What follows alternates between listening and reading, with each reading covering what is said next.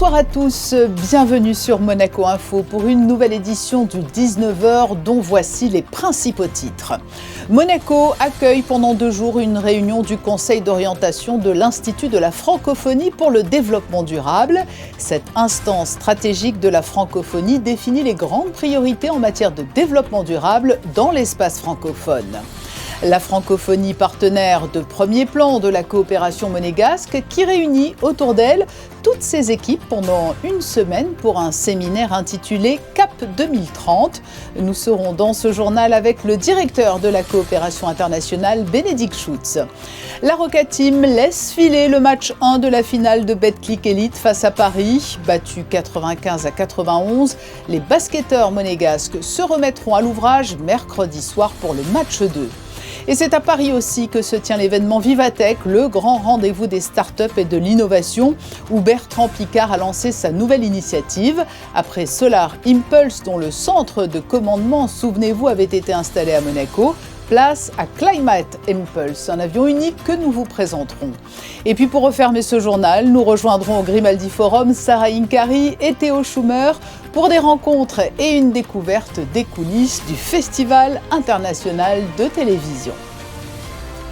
Changement climatique, biodiversité, tourisme durable, les grands défis environnementaux de la francophonie sont au cœur des discussions à Monaco. La principauté accueille aujourd'hui et demain le Conseil d'orientation de l'Institut de la francophonie pour le développement durable, une rencontre stratégique qui doit permettre de définir les priorités et les actions futures de l'organisation dans l'ensemble de l'espace francophone. Les explications d'Alban Gingembre sur des images de Loïc Marage.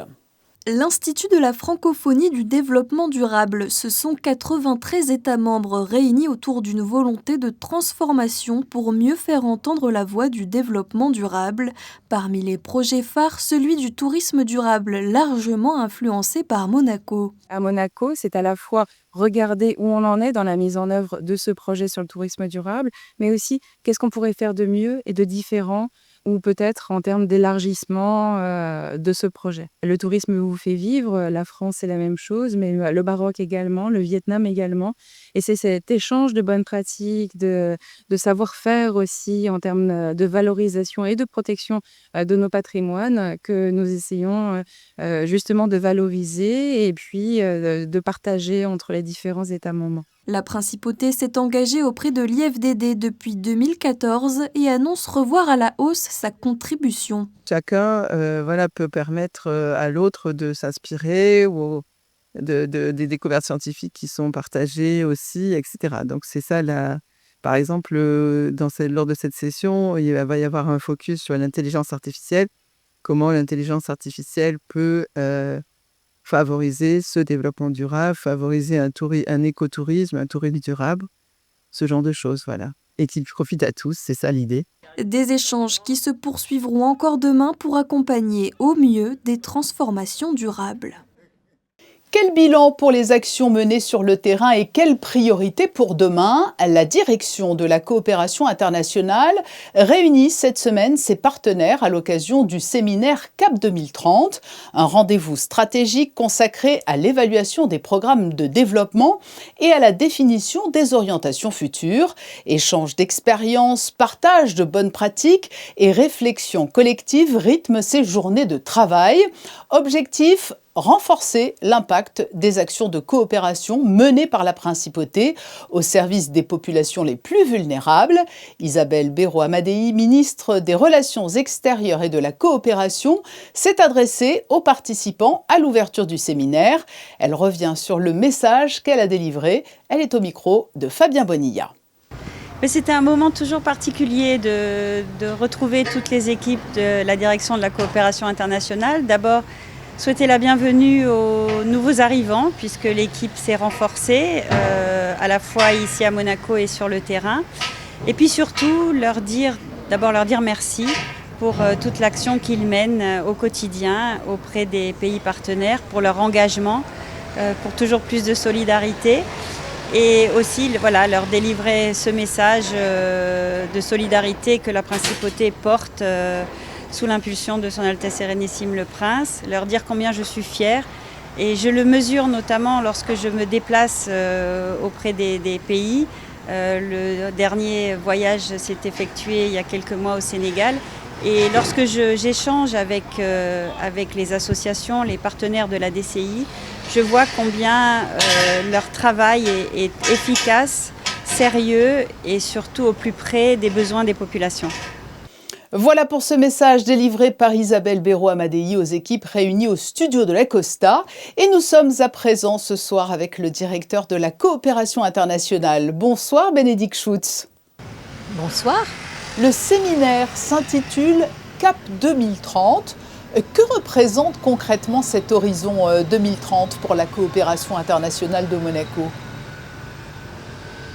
Alors, ce séminaire qui donc regroupe l'équipe entière siège et terrain, une quarantaine de personnes, d'une quinzaine de nationalités pour la DCI, représente tout simplement notre plan stratégique de 2025 à 2030 qu'il faut qu'on décline dans nos thématiques, dans nos pays, et représente aussi un moment où il faut actualiser nos pratiques au regard du contexte international très dégradé, des nouvelles procédures, de la situation très difficile dans certains de nos pays.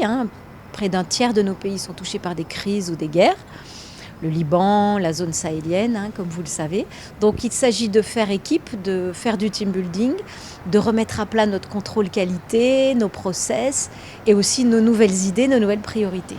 Et à l'horizon 2030, quels seront, selon vous, les principaux défis auxquels devront faire face les acteurs de la solidarité internationale ? Alors, il y a les crises, bien évidemment, mais elles ne sont pas toujours prévisibles.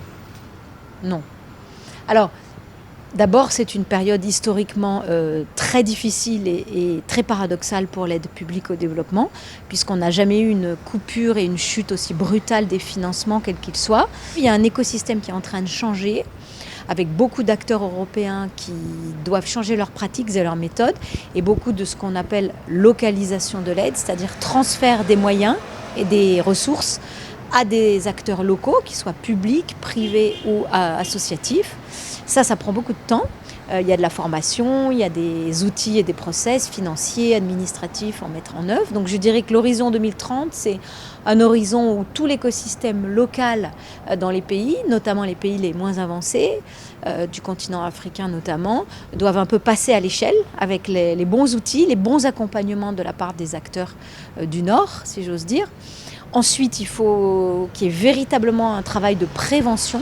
On pense aux maladies, aux grandes épidémies, bien sûr, de prévention et de capacité à répondre aux crises avant même qu'elles se produisent. Mais je pense que presque tout le monde va dans ce sens. De toute façon, il n'y a pas le choix au regard des coupures, qui, je le rappelle, représentent pratiquement, selon l'OCDE, pratiquement 25%, un quart de la totalité de l'aide au développement, ce qui veut dire en gros 22 millions de morts prévisibles. Bénédicte Schutz, vos équipes travaillent au plus près des réalités du terrain. Vous nous avez parlé justement d'innovation indispensable.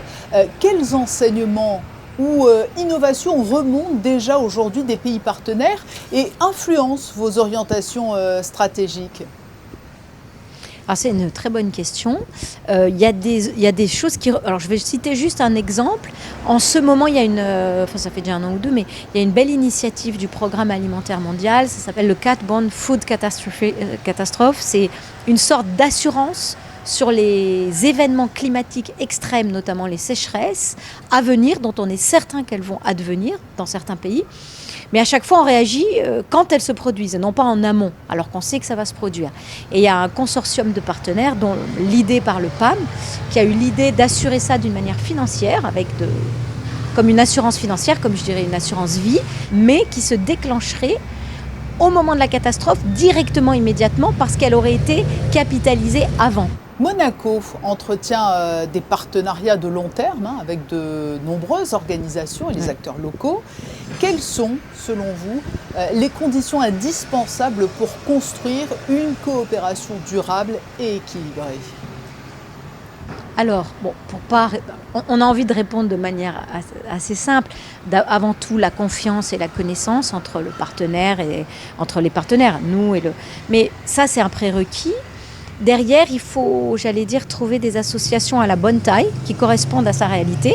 Monaco est un tout petit pays, même si l'aide au développement qui maintenant a une vraie place est très importante par rapport à la taille du pays et au moment où elle a été créée. Il faut en même temps avoir une capacité à exprimer ses besoins clairement de leur part et nous à y répondre de manière pas seulement classique, mais avec toute une batterie d'outils pour les accompagner, pour donner les outils technologiques, etc. Puis à un moment, comme dans souvent pas mal d'entreprises humaines, un peu de chance et un peu de compatibilité entre les parties prenantes qui fait qu'on peut avoir des success stories incroyables sur des acteurs de taille moyenne qu'on n'aurait pas forcément imaginé être les plus performantes et puis qui se révèlent être incroyables sur le terrain. On a des bonnes surprises tout le temps. Lorsque vous regardez le chemin parcouru, ce sera ma dernière question, le chemin parcouru par la coopération internationale de Monaco et les ambitions de CAP 2030, de quoi êtes-vous la plus fière aujourd'hui et quel serait pour vous un succès collectif dans les prochaines années ? C'est une vraie question. Alors, je crois évidemment et sans surprise que ce dont je suis le plus fière, c'est l'équipe qui est multiculturelle, très bon niveau technique, qui s'entend particulièrement bien et qui a à peu près résisté jusqu'à aujourd'hui à toutes les crises. L'autre chose dont je suis très fière collectivement avec notre directeur général, notre conseiller et bien sûr notre souverain, c'est l'augmentation incroyable de l'aide publique au développement depuis 2013 qui a été vraiment multipliée de manière très significative, financièrement, en ressources techniques, en ressources humaines. Finalement, je suis très fière qu'on puisse aujourd'hui arriver dans un pays, au Liban, à Madagascar, au Mali, et voir à quel point la coopération monégasque a bonne presse, est connue, est reconnue, à quel point on fait appel à nous. Mais au final, je crois que j'aurais pas imaginé, je crois que c'est la même chose pour le reste de l'équipe, et même pour notre hiérarchie, on n'aurait pas imaginé en être là en 2026. Et on a une ambition pour que ça continue en mieux jusqu'en 2030. Eh bien voilà, beaucoup de motifs de satisfaction. Merci Bénédicte Schutz d'avoir été notre invitée aujourd'hui alors que débute le séminaire CAP 2030 organisé par la direction de la coopération internationale que vous dirigez. Merci. Merci, à très bientôt. Le ministre indien du Commerce et de l'Industrie était en visite aujourd'hui à Monaco. Accompagné de sa délégation, Piyush Goyal a été reçu au ministère d'État par Christophe Mirman, ainsi que par le ministre de l'Économie et des Finances, Frédéric Cota-Lorda, et la ministre des Relations extérieures et de la Coopération, Isabelle Berroa-Madei. L'ambassadeur de Monaco en Inde, Didier Gamerdinger, était également présent. Les spécificités de la principauté lui ont été présentées et le ministre d'État a rappelé la force des relations diplomatiques qui existent de longue date entre les deux États. Ouvrons le chapitre sportif de ce journal avec le premier match de la finale de Betclic Elite. La Roca Team a raté son entrée en matière et s'est inclinée hier soir 95-91 face à Paris. Le résumé de la rencontre est signé Gaëtan Lebrun et Léo Bagage. La Roca Team est tombée dans le piège du Paris Basket hier. Malgré une bonne entame de match où les Monégasques ont rapidement fait la course en tête, ils n'ont jamais vraiment réussi à tuer les espoirs parisiens. Les coéquipiers de Mathieu Strazel auront mené 95% du temps, mais se sont fait rattraper dans le dernier quart-temps malgré une avance de 9 points. À l'image de leur maladresse à 3 points, avec un 0/8 dans le dernier quart-temps, Monaco a permis à Paris de repasser devant, 92-91 à 8 secondes de la fin. Mathieu Strazel a eu la balle de match. Les arbitres ont pris la décision de ne pas l'envoyer sur la ligne des lancers francs, ce qui n'a pas manqué d'enrager toute l'équipe et le staff. Score final 95-91, une victoire bienvenue pour Paris qui aura gagné sans briller. On a réussi à gagner, malgré qu'on n'ait pas fait un grand match du tout. Ça montre une belle force de caractère parce qu'on arrive à s'accrocher et à pas baisser la tête même quand les choses elles vont pas dans notre sens. Et justement, dans les derniers moments, arriver à faire basculer le match. L'impression, elle est des deux côtés. Pour moi, ce match, entre guillemets, il veut rien dire. On a pris le premier match, c'est bien pour nous. Si on avait perdu, je dirais qu'il reste encore des matchs. C'est une longue série, un match, ça veut rien dire. Faut qu'on reste focus maintenant sur le prochain match. Paris fait la course en tête dans cette finale, mais la Roca Team peut toujours espérer récupérer l'avantage du terrain en s'imposant mercredi lors du match 2, toujours à l'Adidas Arena, avant un match 3 qui s'annonce déjà capital à Monaco vendredi. En rugby, fin de parcours pour les Monégasques qui étaient engagés en championnat de France de Fédéral 2. Une semaine après avoir décroché leur montée historique en Fédéral 1, ils se sont inclinés d'1 point en quart de finale à L'Isle-sur-Sorgue 27-28. Une rencontre intense disputée jusqu'au coup de sifflet final et qui laisse beaucoup de regrets. Rendons-nous à présent au salon de l'innovation Vivatech à Paris où la première maquette de Climate Impulse, cet avion capable de faire le tour du monde en 9 jours sans émission, a été présentée hier sur les Champs-Élysées en présence de l'un des meneurs du projet, l'explorateur Bertrand Piccard, explorateur suisse mais bien connu en principauté. Le reportage de nos correspondants à Paris, Justin Adel et Jérémy Henry. C'est une maquette d'environ 2 mètres pour un avion qui en fera plus de 30 de large et dont la cabine sera située à au moins 5 mètres de hauteur. En construction au Sable d'Olonne, c'est un projet d'envergure que présente l'explorateur suisse Bertrand Piccard et l'éco-ingénieur français Raphaël Dinelli. C'est un projet qui a commencé il y a 4 ans, au moment où on a accueilli ScienceCo comme premier partenaire principal du projet, qui nous a fourni tout ce qui est fibre de carbone, tout ce qui est conseil technologique. Et puis le projet s'est développé, on a pu passer à la construction. On doit avoir le baptême à la fin de cette année, premier vol test au début de l'année prochaine, début 2027. Puis ensuite des missions d'entraînement de plus en plus longues. On ira au Maroc parce qu'on a des partenaires marocains avec l'OCP, l'Université Mohamed VI Polytechnique. On ira aux États-Unis. Et puis début 2030, on devrait pouvoir faire le tour complet de la planète. Destiné à être le premier avion à faire le tour du monde grâce à de l'hydrogène vert, sans escale et sans émission, Climate Impulse dispose d'un soutien de taille, le parrainage de son Altesse Sérénissime le Prince Albert II. Une annonce effectuée à l'occasion de la présentation de cette première maquette pour les 10 ans de Vivatech. Alors c'est très important de pouvoir compter sur le soutien d'un chef d'État qui parle d'environnement et d'action climatique quand il est à la tribune des Nations Unies. Vous savez, il n'y en a pas beaucoup qui osent dire ce que dit le prince Albert et qui le fait. Évidemment, ce projet intéresse et attise la curiosité. Bertrand Piccard a même reçu la visite d'une ministre française, des autorités parisiennes et de la direction de Vivatech. Les visiteurs sont également conquis. C'est un projet qui est franchement important, surtout quand on voit la pollution que les objets volants produisent. Ça peut être une alternative aux avions, par exemple. Surtout, c'est fou, quoi. Un moyen de transport volant qui est capable de faire le tour du monde en 9 jours, qui fonctionne en plus à l'hydrogène, c'est innovant. Je pense que c'est essentiel que toutes les entreprises, mais pas seulement, chacune des personnes qui profitent de l'air, qui profitent des innovations comme celle-ci, se rendent compte de l'importance de l'énergie verte, parce qu'on est tous concernés. Cette maquette sera également présentée lors du Salon Vivatech, porte de Versailles cette semaine, là où le monde des affaires rencontre l'innovation. Retour à Monaco, au Méridien Beach Plaza, l'exposition Les Petits Poissons propose une immersion dans l'univers marin à travers le regard de l'artiste italien Marco Quarantini. Une exposition en lien avec l'Académie de la mer et qui met en avant la richesse et la fragilité des océans. Le reportage de Chrisinda Petit-Homel et Alexa Vial. Poissons, coraux et créatures sous-marines prennent vie dans un jeu de transparence et de lumière. Installée dans le hall de l'hôtel Méridien, l'exposition Les Petits Poissons plonge le visiteur dans un univers coloré et poétique inspiré du monde marin. À travers ses œuvres, l'artiste italien Marco Quarantini développe un langage artistique bien particulier puisqu'il est l'unique artiste international à utiliser une technique bien singulière où le vert et la lumière occupent une place centrale dans sa représentation de l'océan. Io sono un sognatore e il mare spesso è il protagonista dei miei sogni e anche i pesci che sono l'abitanti del mare. E ho cercato con questo tipo di tecnica in cui oltre alla pittura c'è sovrapposto un vetro, è un vetro molto particolare che fanno Murano, ogni vetro è diverso dall'altro. Questo vetro a una certa distanza trasmette una profondità e quindi il mare sembra vivo. Poi le luci, queste luci sono delle luci importanti, come nella natura la luce della mattina dà un colore al mare e ai pesci, la luce di mezzogiorno un altro colore e la sera un altro colore.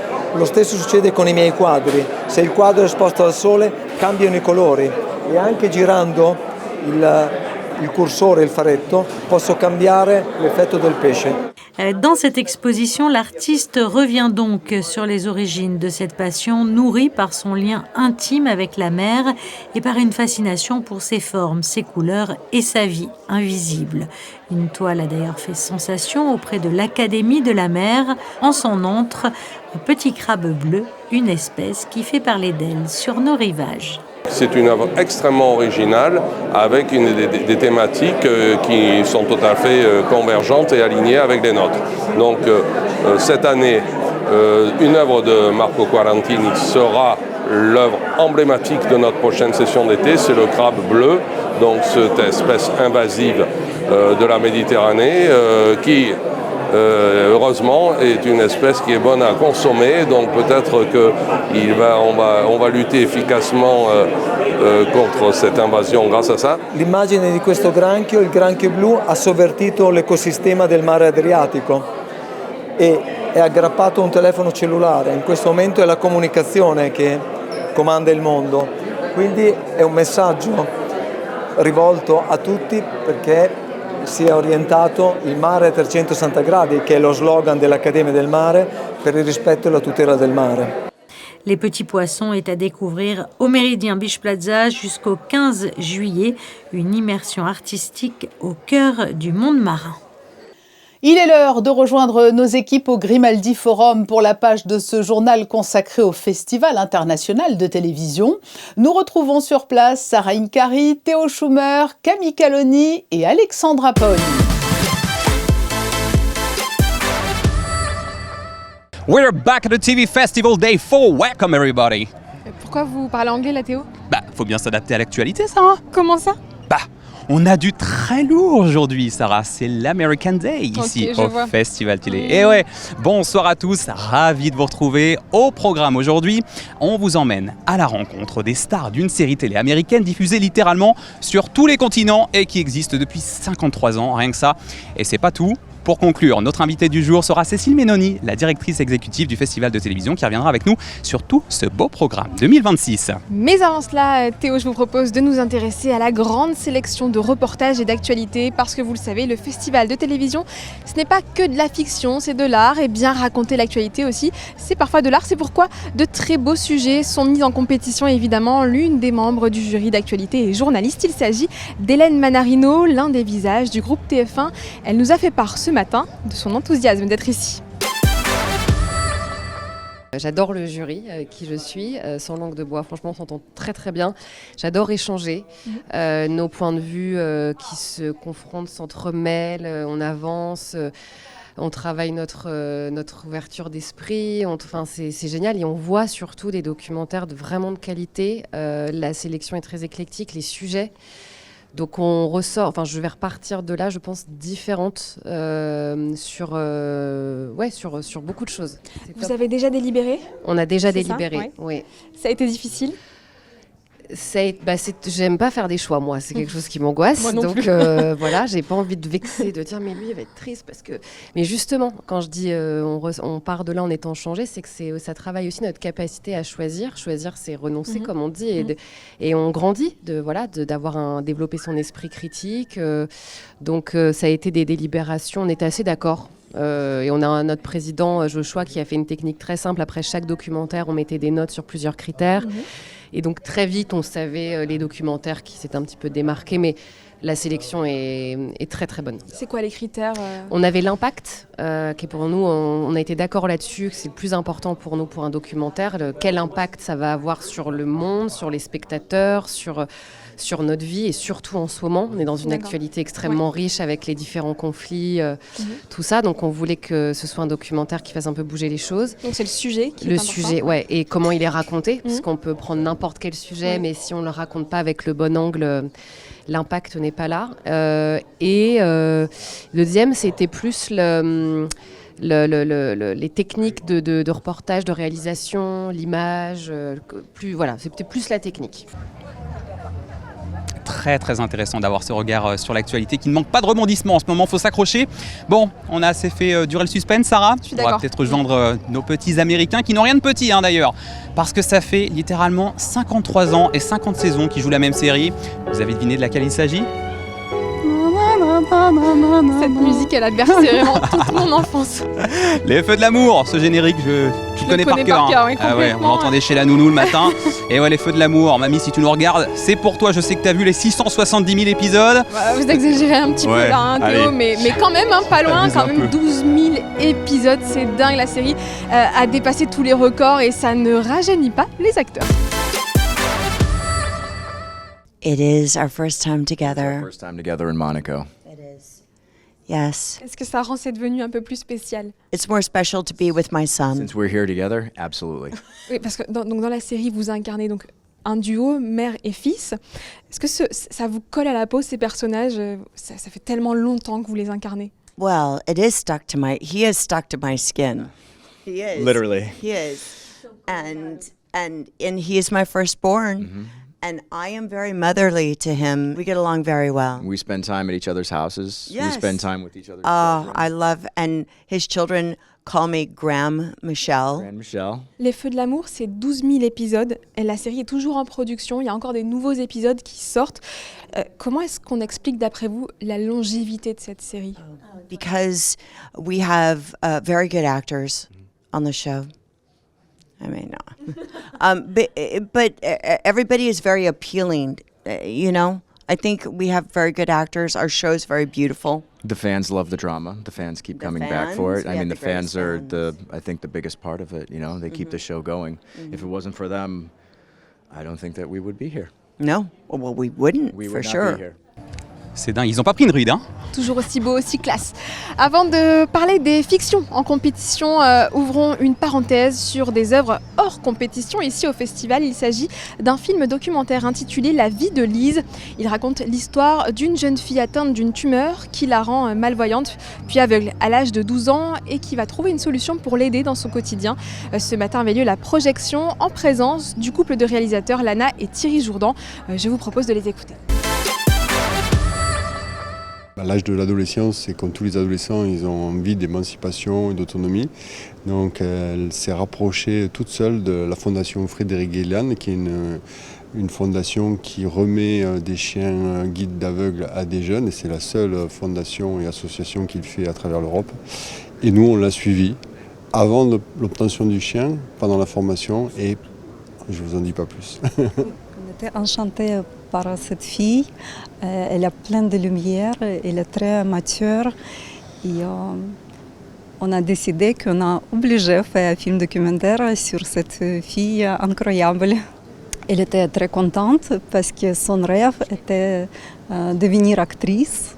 Est-ce que vous aussi, vous avez pris autant de plaisir à faire ce documentaire, à traiter de ce sujet-là aussi ? Oui, parce qu'en fait, on s'est rendu compte que l'arrivée d'un chien dans une famille et surtout auprès des jeunes, ça change vraiment leur vie. Le film s'appelle La vie de Lise parce qu'il y a eu un avant le chien et un après le chien. Il y a beaucoup de messages qui passent à travers le film, notamment les parents qui est un couple qui a un enfant handicapé et à un moment dans leur vie, le couple s'éloigne mais reste soudés parce qu'ils sont quand même amoureux l'un de l'autre. Ils ont deux autres enfants, deux grandes sœurs. Et Lise, ça a changé sa vie. Et nous, pendant le tournage, on a vécu des moments de grande intensité. Le film est, sans trahir de secret, est très, très poignant, très touchant. Je me souviens, la première fois qu'on l'a regardé, nous, en fait, on n'a pas pu résister d'avoir plusieurs larmes pendant le film. Très touchant. Allez, que diriez-vous maintenant de revenir sur la sélection officielle de ce festival de télévision 2026 ? Nous allons parler fiction. Le jury a vraiment de très belles choses sur la table cette année. Plusieurs séries internationales mêlant thriller, drame historique, polar et récits sociétaux. De Gone à The Uniform, en passant par Gomorrah, Les Origines. Et pour en parler, qui de mieux que la présidente du jury fiction elle-même ? Il s'agit de la grande actrice britannique multi-récompensée Leslie Manville. Que pense-t-elle de la sélection cette année ? La délibération était aujourd'hui. Qu'est-ce qui a attiré son attention ? Voici sa réponse. We had a variety of programs to watch. Day one was films made for television, and we watched 3. And day 2 was a television series, and we watched the first episode of 6 series. very different, a really varied selection. And after each one, we would deliberate, and I would make lots of notes. And then yesterday, at the end of it all, obviously we had to make some big decisions. We've found ourselves really understanding what we watched, and we were very clear about the programs that really touched us in a different way. Yeah. So it's really surpassed my expectations. A great team of people. So I've got nothing but praise and thanks to the jury I've had to work with. Alors, vous jugez en tant que juge cette fois-ci, mais vous jugez aussi en tant qu'actrice. Et vous avez, quelle actrice, hein, vous avez incarné beaucoup de rôles de la famille royale dans The Crown, à des héroïnes plus intimistes au cinéma, comme Mrs. Harris Goes to Paris. En français, on dit une robe pour Mrs. Harris. Vous incarniez aussi l'une des fées dans Maléfique, on s'en souvient bien. J'ai une question assez simple de cinéphile. Qu'est-ce qui vous plaît, tout simplement, dans votre métier? Oh. Well, it's the only job I can do, so I think I'm going to stick with it.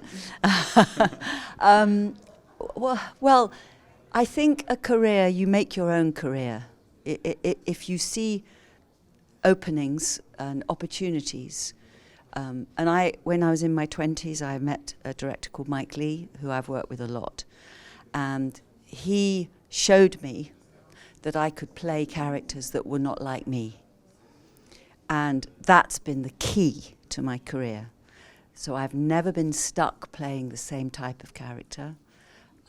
So I can play Mrs. Harris, who is a cleaner, and I can play Princess Margaret, top of the aristocratic tree. And that's what gets me up in the morning. That's what makes my job exciting. Et une autre personnalité bien connue de la télévision et du cinéma français est membre du jury fiction. Il s'agit de l'actrice Frédéric Bell, connue surtout pour son rôle dans Qu'est-ce qu'on a fait au bon Dieu et ses suites où elle y incarne Isabelle Verneuil, l'une des filles du couple principal. Elle aussi apprécie beaucoup cette sélection fiction, même si ça fait tout drôle de juger de l'autre côté de l'écran. C'est quelque chose que j'aime beaucoup parce qu'on a aussi le point de vue des professionnels sur les acteurs, sur les films et sur comment on peut nous juger, nous, dans notre prestation. Et non, c'est un plaisir et puis c'est aussi l'occasion surtout de rencontrer des gens. Moi, j'adore parler anglais et là, j'avais que des gens avec qui je parlais en anglais, donc avec le vrai challenge de s'exprimer, de juger avec les bons mots, les bons adjectifs. C'était parfois pas facile, mais ils ont été très indulgents avec moi. Qu'est-ce qui vous a marqué dans les thèmes de la sélection? Qu'est-ce qui a retenu votre attention cette année?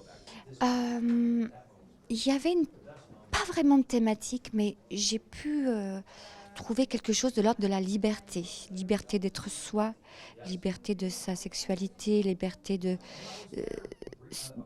d'exister, liberté de fêter la vie. Donc évidemment, qui dit liberté dit aussi restriction. Donc voilà, des films aussi sur la restriction, sur le fait d'empêcher quelqu'un de vivre, de comment trouver sa liberté, comment se frayer un chemin, comment créer sa propre destinée. Il y avait quelque chose d'assez philosophique que j'ai beaucoup apprécié. Très sympathique, Frédéric Bell. Cela fait déjà plusieurs jours, Théo, que nous couvrons ensemble cette 65e édition du Festival de la télévision, pour mon plus grand plaisir d'ailleurs. Évidemment. Et pour évoquer donc cette nouvelle édition, ces temps forts et les tendances qui marquent la création télévisuelle mondiale, nous recevons maintenant Cécile Ménoni, la directrice exécutive du festival. Bonsoir Cécile Ménoni. Bonsoir. Comment allez-vous? Ça va bien, merci. On est ravis de vous avoir ici à ce festival. On est au 4e jour, cérémonie incluse. Qu'est-ce que vous en pensez? Écoutez, c'est un très beau festival. Effectivement, on est au 4e jour. Les événements publics se passent très bien. Les projections sont bien remplies. La cérémonie d'ouverture était une très belle ouverture pour cette 65e édition. Nous sommes ravis. Quels ont été les temps forts jusqu'à présent, les moments marquants? Les moments marquants, il y en a eu plusieurs. Déjà la cérémonie d'ouverture avec un très beau tapis bleu, avec de très beaux jurys. Les jurys ont délibéré, que ce soit l'actualité comme la fiction hier soir. Donc on va savoir le palmarès aujourd'hui. Le jury du digital commence à visionner les programmes. Et puis nos événements publics, de très belles séances de dédicaces, de très belles projections de la compétition. Donc c'est de très beaux événements. Vous parliez tout à l'heure des jurys. Est-ce que ça a été serré de délibérer Alors, il y a eu beaucoup de discussions, effectivement. On m'a dit, mais déjà, dès le samedi soir, le jury a échangé sur plusieurs programmes. Mais bon, je pense qu'ils ont eu peut-être à cœur de délibérer avec vraiment tout leur professionnalisme dont ils font preuve. Et je pense que tout va bien se passer. Vous avez le sentiment que les œuvres leur plaisent, qu'il y a vraiment qu'il y a du niveau et que c'est stimulant toutes ces œuvres. Moi je les ai vus hier midi. C'est vrai qu'ils disaient que les programmes de la compétition, ce qui était dans la nomination, était vraiment de très bonne qualité. Et au niveau de l'actualité, donc qui touche tout ce qui est grand reportage actualité, apparemment il y a eu vraiment des programmes qui étaient même bouleversants. On recevait donc par exemple aussi Leslie Manville, qui est la présidente du jury fiction, mais il y a aussi beaucoup d'autres personnalités. Ça aussi, ça fait le succès de ce festival. Il y a un très très beau tableau cette année. On met à cœur avoir un jury international, donc avoir vraiment des professionnels, Leslie Manville, Greg Daniels aussi. Et c'est important pour nous d'avoir vraiment une diversité, donc avoir les gens qui sont derrière la caméra, mais aussi devant. Voilà, conclusion, c'est une très très bonne année en tout cas pour l'instant. C'est une très belle édition anniversaire, on est ravis, oui. Un dernier mot quand même donc, sur ce festival qui fête sa 65e année, 65e édition. C'est un très bel anniversaire, un très bel âge. On espère qu'il continue encore des années. Comment est-ce que vous l'imaginez dans le futur? Est-ce que vous avez une idée, peut-être des évolutions Dans le futur, de toute façon, le festival se remet en question après chaque édition. Et puis on évolue en même temps que les modes de consommation, que l'évolution de l'industrie. Donc cette année, effectivement, on a une nouvelle catégorie qui est le prix du digital. Et je pense que le festival, au fur et à mesure des années, s'adaptera au mode de consommation, au fonctionnement des plateformes et des chaînes de télévision, du replay, etc.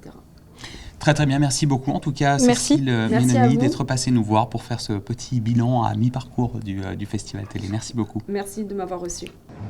Voilà pour le petit point sur cette belle édition. C'est déjà l'heure de se quitter, Sarah? Déjà? Ouais, mais bon. On revient demain avec encore un beau programme, non? Oui, c'est vrai, on revient demain. Et demain, dernier jour, alors on met le paquet, Théo, on va encore parler documentaire et actualité. En ce moment, tous les regards sont tournés vers le Proche et le Moyen-Orient, mais aussi du côté des États-Unis. Ce sera le cœur de nos sujets. Qui sont les acteurs de la guerre? Que se cache-t-il dans leur tête? On en parle demain avec de nouvelles personnalités.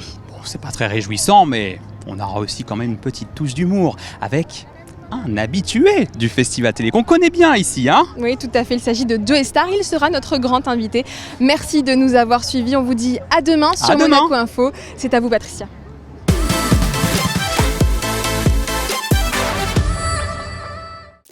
Merci Sarah et Théo, de belles rencontres aujourd'hui encore. Toute l'équipe de Monaco Info Festival que nous retrouverons donc demain, jour de clôture de cette édition anniversaire pour les 65 ans du festival. Avant de refermer ce journal, un dernier clin d'œil à la belle fête qui a animé la place du Palais tout au long du week-end, la rencontre des sites historiques Grimaldi de Monaco.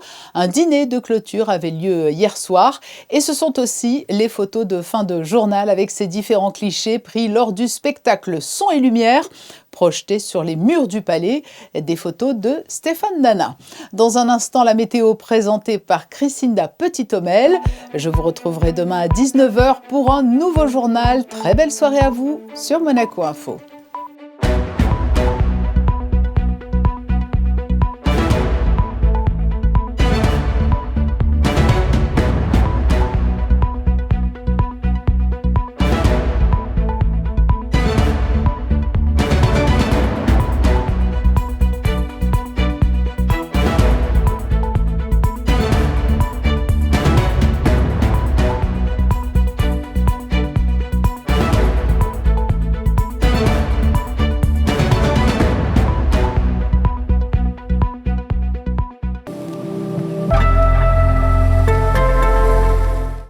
Bonsoir à toutes et à tous. Pour demain, le soleil restera largement présent sur la principauté, les Alpes-Maritimes.